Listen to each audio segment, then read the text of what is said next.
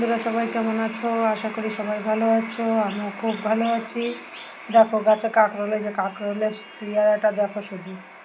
গাছে অনেক দিন যাওয়া হয় না, পিছনে হয়েছে ঘরের পিছনে অনেক দিন যাওয়া হয় না, দেখা হয় না যে কাঁকরোলের অবস্থা কী আছে।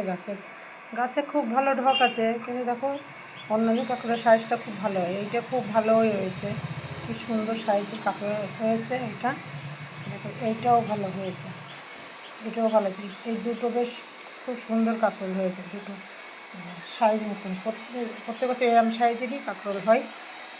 আর এই যে এই কটা কী অবস্থা হয়েছে দেখো বন্ধুরা, দেখো এটা কী অবস্থা হয়েছে। এগুলো জাস্ট তুলে নিয়ে এসেছি, এগুলো তো খাওয়া যাবে না, এগুলো তুলে নিয়ে ফেলে দেবো। এগুলো জাস্ট তোমাদের সঙ্গে আমি একটু শেয়ার করবো।